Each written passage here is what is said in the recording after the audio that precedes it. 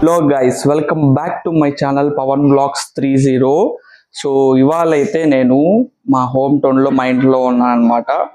So నాకు ఇష్టమైన తెల్లగడ్డ కారం, అంటే మేము మామూలుగా దాన్ని తెల్లగడ్డ కారం అంటాం, గార్లిక్ని. సో అది మేము ఈరోజు అయితే రెసిపీ అయితే చూపిస్తాను. సో అది హెల్త్ పరంగా కూడా చాలా మంచిది. సో సింపుల్ టెక్నిక్, అది సింపుల్గా కూడా మనం దాన్ని ఎలా చేసుకోవచ్చు అని చెప్పి నేనైతే ఈరోజు చూపిస్తాను అనమాట. సో చాలా మందికి తెలిసి ఉండొచ్చు. సో తెలియని వాళ్ళు ఎవరైనా ఉంటే వాళ్ళకి ఈ వీడియో షేర్ చేయండి, అలాగే మన ఛానల్ కూడా సబ్స్క్రైబ్ చేసుకోండి. సో వీడియో అయితే ఎండ్ వరకు చూడండి, నేను మీకు టోటల్ రెసిపీ అయితే చూపిస్తాను. సో గైస్ చూస్తున్నాం కదా, సో మనం ఫస్ట్ తెల్లగడ్డల్ని అంటే వెల్లుల్లి పాయల్ని ఇలాగా చిన్న చిన్నగా ముక్కలుగా కట్ చేసుకోవాలి.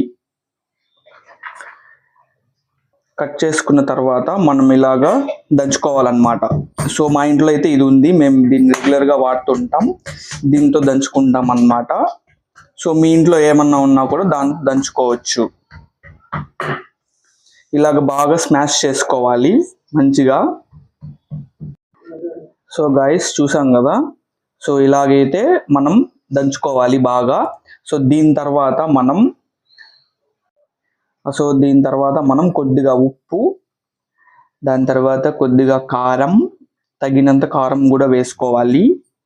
దీని తర్వాత కొద్దిగా ఆయిల్ కూడా పోసుకోవాలి.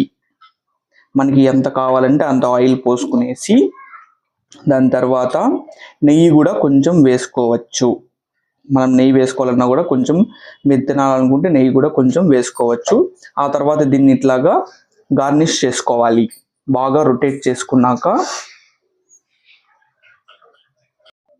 తర్వాత ఇలాగా మనం అవన్నీ మిక్స్ చేసుకున్న తర్వాత స్టవ్ మీద 2 minutes మనం ఇలాగ చేసుకున్నా కూడా మనకి సరిపోతుంది.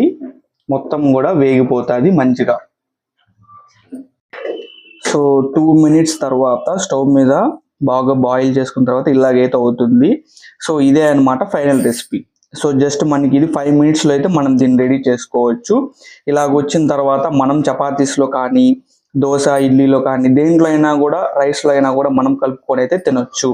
సో ఇలాగ చేసుకుంటే మనకి హెల్త్ బెనిఫిట్స్ కూడా చాలా బాగుంటాయి. అందరూ కూడా దీన్ని ఇంట్లోనే ట్రై చేసుకోవచ్చు. సో చూసారు కదా గైస్, ఇదే రెసిపీ అనమాట. సో ఇది చాలా బాగుంటుంది టేస్ట్ పరంగా కూడా. మనకి జస్ట్ 5 to 10 minutes మనం చేసుకునేయచ్చు. సో దీంతో మనకి బెనిఫిట్స్ కూడా చాలా ఉంటాయి. నేను చెప్పిన విధంగా మనము చపాతీస్లో కానివ్వండి, ఇడ్లీస్లో కానివ్వండి, దోశలో కానీ, ఈవెన్ రైస్లో కూడా మనం చేసుకొని తినచ్చు అనమాట. అండ్ మనం ఎర్లీ మార్నింగ్ అప్పుడే కూడా మనం దీన్ని తినచ్చు, ఎందుకంటే మనకి గార్లిక్ కూడా బాగా మంచిది కాబట్టి ఎర్లీ మార్నింగ్ టిఫిన్స్లో కూడా మనం దీన్ని చేసుకొని తినచ్చు అనమాట. సో ఇలాంటి చిన్న చిన్న రెసిపీస్ కోసం మన ఛానల్ అయితే సబ్స్క్రైబ్ చేసుకోండి, అండ్ లైక్ కూడా చేయండి, అండ్ షేర్ కూడా చేయండి. Thank you for watching this video. Please like, share, subscribe to my channel Pavan blogs 30.